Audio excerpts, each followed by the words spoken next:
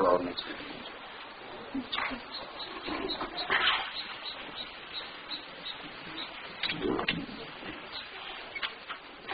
السلام علیکم.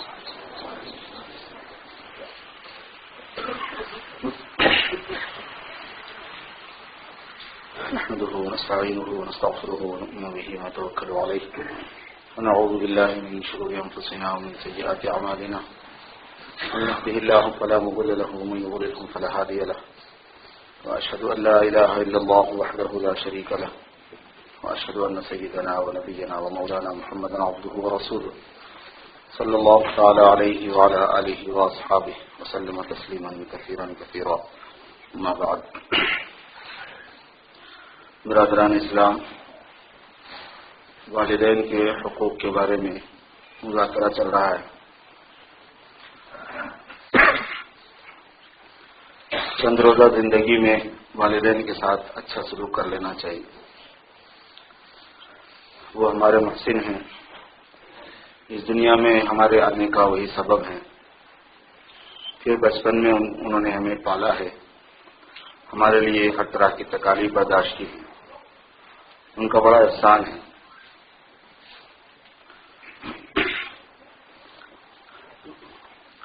ان کے حقوق جو ہیں کچھ ان کی زندگی سے متعلق ہیں اور کچھ ان کے انتقال کرنے کے بعد کے ہیں. جب وہ گزر چکے تب ان کے کچھ حقوق ہیں. ان میں سے بہت سے ایسے ہیں کہ جن کے والدین حیات نہیں ہیں تو بھی ہمارا حق ہے، ہمارے اوپر کچھ حق ہے ان کا. اور بہت سے ایسے ہیں کہ جن کے والدین حیات ہیں، کسی کے دونوں ہیں، کسی کے کوئی ایک ہے. ان کے حقوق جو بتاتے ہیں علماء، اس کو اگر اجمالاً ذکر کیا جائے تو یہ ہوتا ہے کہ پہلی بات تو یہ ہے کہ ان کی عظمت دل میں ہو، اور دوسری یہ ہے کہ ان کی محبت ہو، اور تیسری بات یہ ہے کہ ان کی اطاعت ہو. عظمت اور محبت اور اطاعت یہ ان کے حقوق میں سے ہے.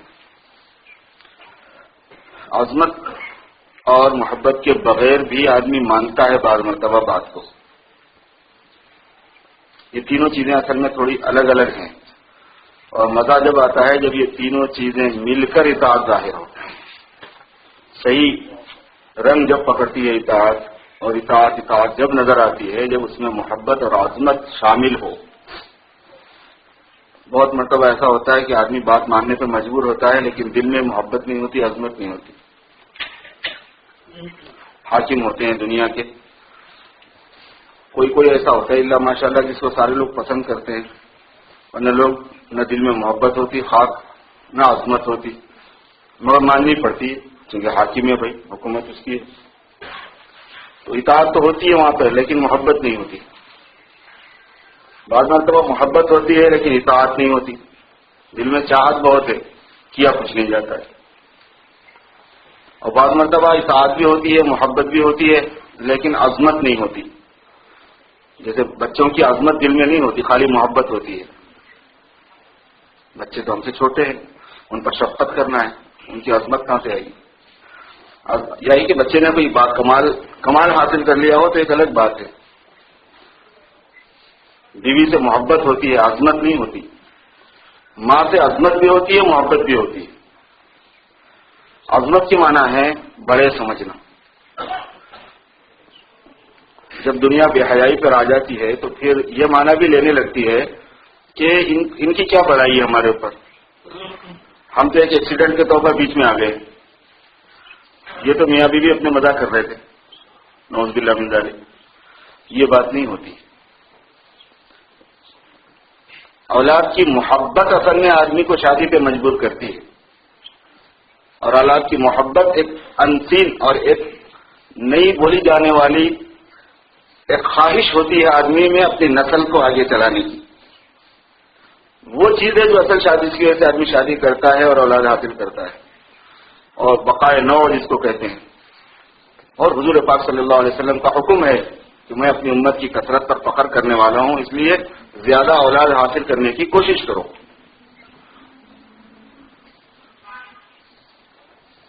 بلکہ شادی بھی کرو تو ایسے خاندان میں کرو جہاں پر اولادیں زیادہ ہوتی ہیں. کیونکہ مجھے کل کے دن فخر کرنا ہے اپنی امت پر کہ میری امت بہت زیادہ ہے. تو دوسرے ریزن ہے. تو اس وجہ سے کیا ہے، عظمت ہے دل میں، بڑائی ہو دل میں. کیونکہ عظمت کے ساتھ میں بات کا ماننا قبول کرنا بہت آسان ہوتا ہے، اور عظمت کے ساتھ جس اطاعت کا اظہار ہوتا ہے اس میں بغیر عظمت کے جو جھکماری ہوتی ہے اس میں زمین آسمان کا فرق ہوتا ہے. اس لیے ماں باپ کے حقوق میں سے ایک یہ ہے کہ عظمت دل میں ہو، بڑائی ہو دل میں.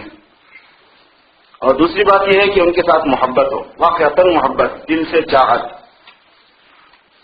اور تیسرے یہ ہے کہ ان کی جائز باتوں میں اطاعت. جائز کی قید اس لیے میں نے لگا دی کہ اگر ماں باپ دیندار ہیں تو ناجائز بات بولیں گے نہیں، لیکن بعض ماں باپ ایسے ہیں جو دیندار نہیں ہیں، خود ان کے ماں باپ نے ان کی تربیت نہیں کی، اپنے خاندان کو، اپنے پیرنٹس کو بدنام کرنے کے لیے زندگی گزارتے ہیں. بعض مرتبہ یہ ہے کہ خود غافل رہے، نہ دین سیکھا نہ اس پر عمل کیا، پھر یہ اپنے اولاد پر اپنا ڈیمانڈ دکھاتے ہیں، تو اس میں ناجائز باتوں کی ترغیب دیتے ہیں، ناجائز باتوں پر ان کو فورس کرتے ہیں، مجبور کرتے ہیں ایسا کرو. بھائی شریعت میں جائز نہیں ایسا کرنا پڑے گا تمہیں. عجیب چکر ہے. خیر اس کے بارے میں ذکر کروں گا بعد میں. اس میں نہیں بات مانی جائے گی ماں باپ کی. ہمارے پاس کوشچن آنسر میں ویب سائٹ پہ ہمیشہ یہ سوال آتا رہتا اکثر کہ بھائی ماں باپ جو ہے نا یہ نہیں کرنے دے رہے ہیں، وہ نہیں کرنے دے رہے ہیں. تو ہم ان سے یہ جواب میں عرض کرتے ہیں کہ بھائی آپ ماں باپ سے برائے مہربانی یوں کہہ دیں کہ آپ کے ہمارے دل میں محبت بھی ہے، عظمت بھی ہے، آپ بڑے ہیں اور آپ کی اطاعت ہے، لیکن آپ سے بڑے اللہ کے رسول ہیں، آپ ان سے بڑے نہیں ہیں. آپ سے بڑے اللہ ہیں، آپ ان سے بڑے نہیں ہیں. تو آپ اپنی حد میں رہ کے بولیں کوئی بات. آپ اللہ پہ ہاتھ کیوں ڈالتے ہو، اللہ کے رسول پہ کیوں ہاتھ ڈالتے ہو؟ یہ تمہارا رائٹ نہیں ہے. ایک دو مرتبہ آدمی بول دے تو پھر نہیں کرتے ماں باپ بدتمیزی.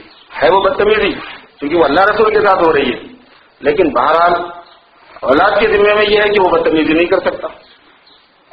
تو غرض یہ ہے کہ جائز باتوں میں جو شریعت کی حدود کے اندر ہوں گی اس میں والد صاحب کی بات مان لینا، والدہ کی بات مان لینا.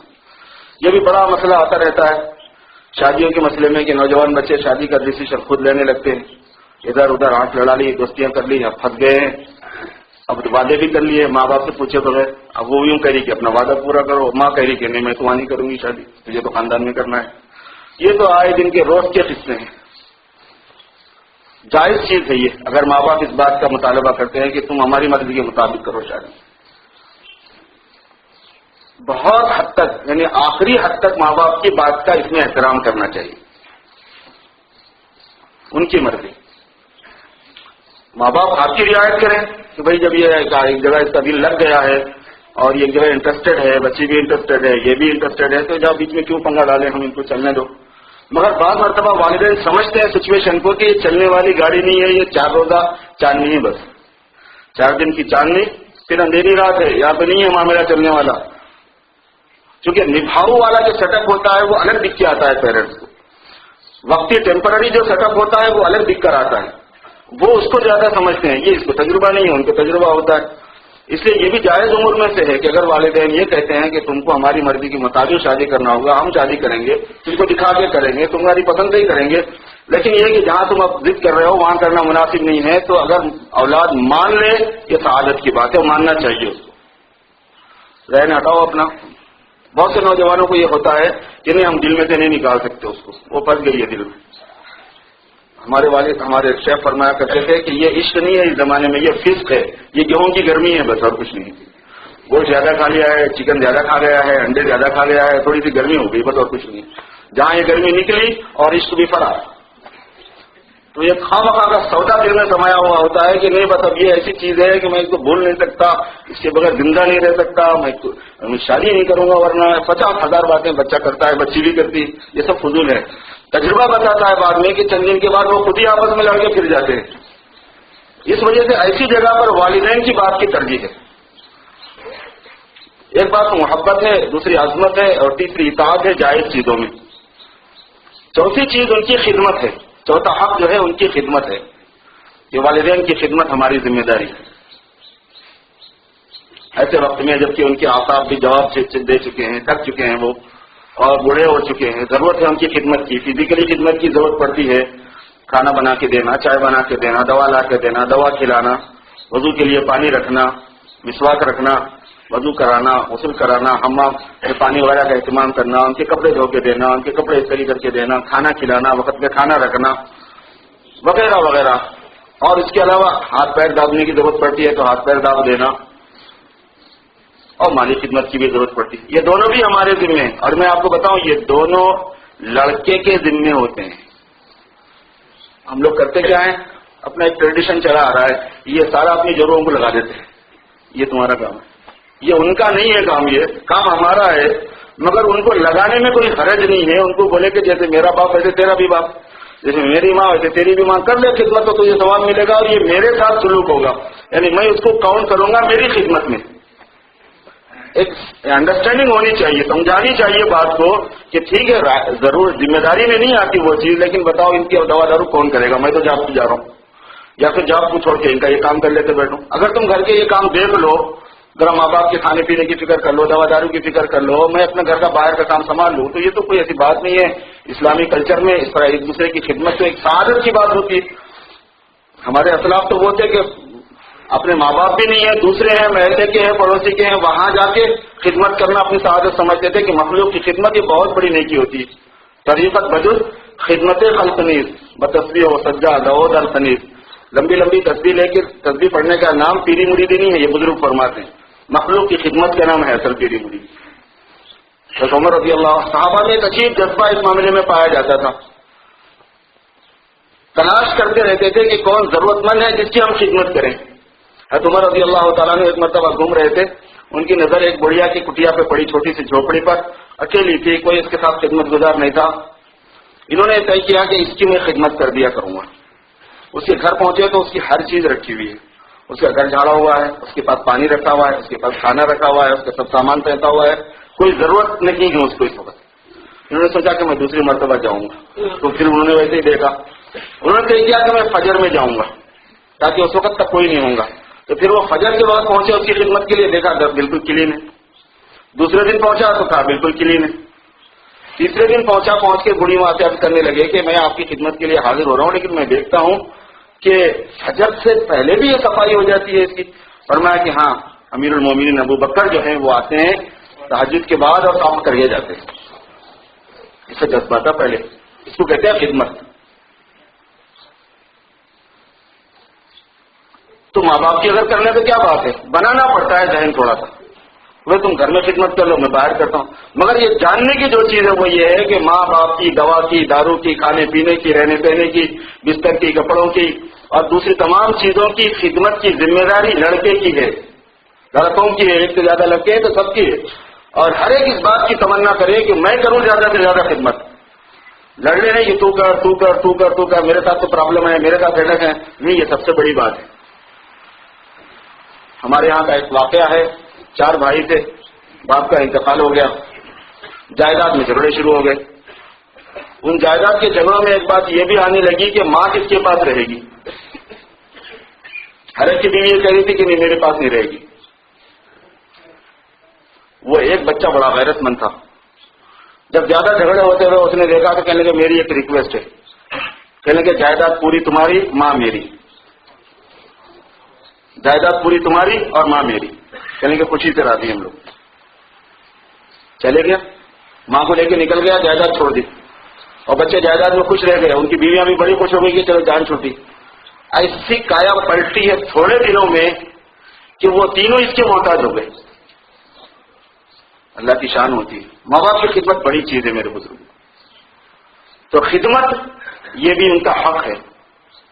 اور ایک ہوتی ہے خدمت اور ایک ہوتی ہے فکر راحت، راحت کی فکر کرنا.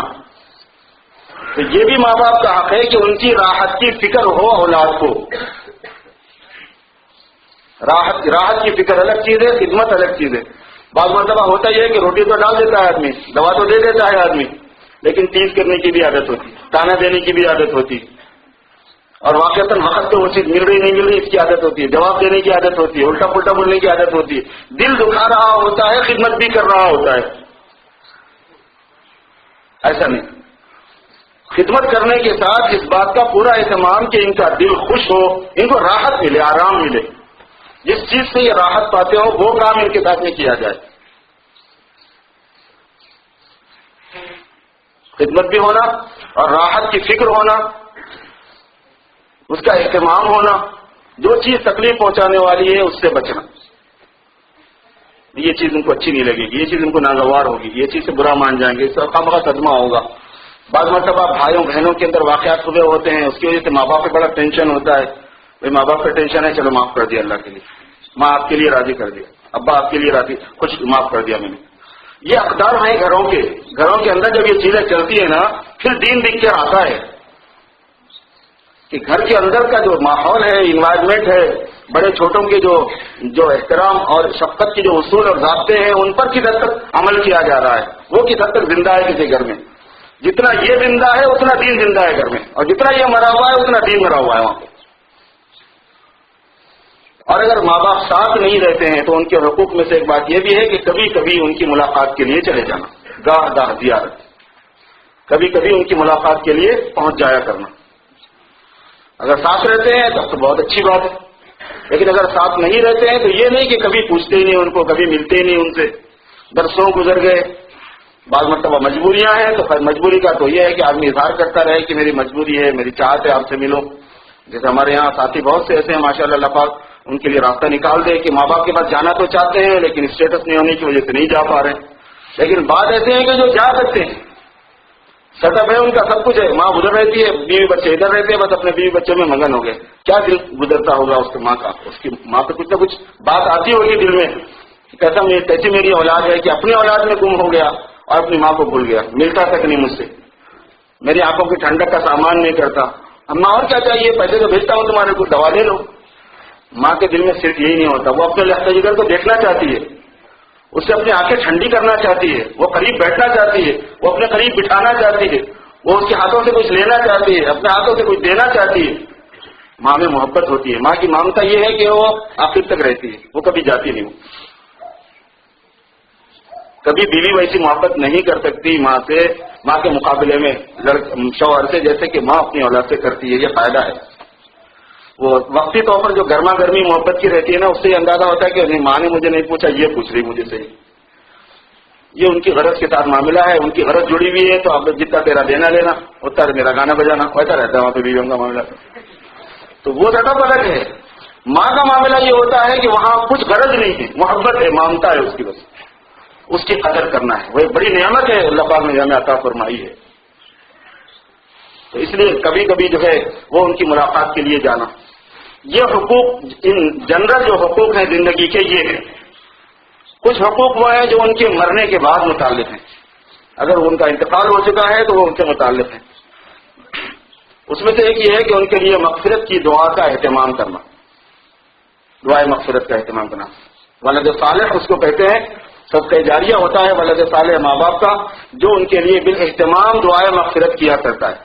جب آپ نماز کے بعد عادت ڈال لیں ربنا اغفر لنا ولی والدینا، رب اغفر لی ولی والدیا، یا اللہ میری مغفرت کر دے، میرے والدین کی کر دے، اس کی عادت ڈال دے آدمی ہر نماز کے بعد، تو آٹومیٹکلی اس کے اوپر عمل ہو جاتا ہے. دعائے مغفرت کا اہتمام. دوسری چیز ہے ان کے لیے طاعات کے ثواب کے پہنچانے کا اہتمام، ایصال ثواب کا اہتمام، کہ حتی الامکان کوشش کر کے ان کو خدمت کرتا رہے، ان کی خدمت میں ہدیہ بھیجتا رہے، ایصال ثواب کرتا رہے. ایصال ثواب حق ہے.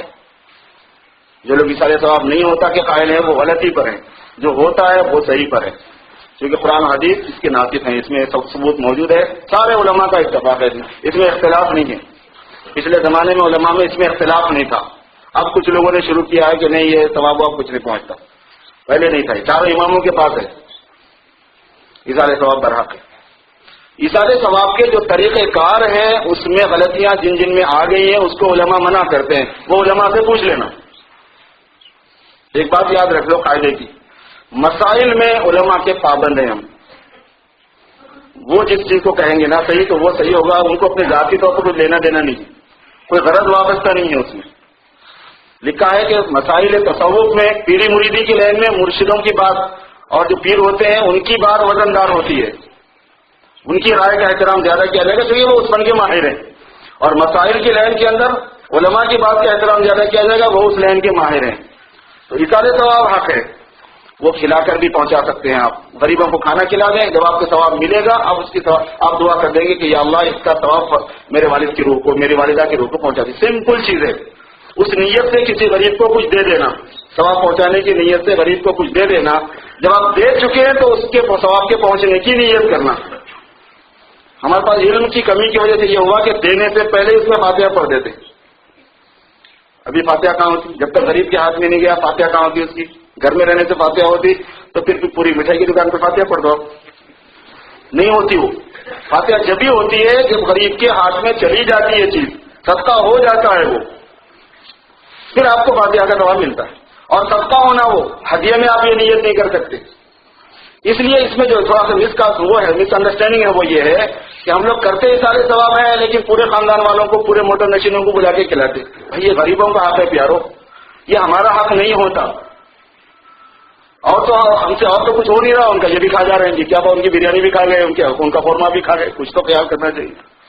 ہم خیال کرتے ہیں لیکن ہمیں معلوم نہیں ہے. اصل بات پوری نہیں معلوم ہونے سے ہم اس کے تبرک سمجھ کے کھا جاتے ہیں. پوری بات اس میں یہ ہے کھانے کے معاملے میں کہ یہ ہدیہ نہیں ہوتا, یہ صدقہ ہے. ہدیہ مالدار کو بھی ہوتا ہے, غریب کو بھی ہوتا ہے. صدقہ صرف غریب کو ہوتا ہے, مالدار کو نہیں ہوتا ہے. حضور پاک صلی اللہ علیہ وسلم کے لیے ہدیہ حلال تھا, صدقہ حرام تھا. اس کا بڑا فرق ہے دونوں میں. حضور پاک صلی اللہ علیہ وسلم کے لیے ہدیہ حلال تھا, آپ ہدیہ قبول فرماتے تھے.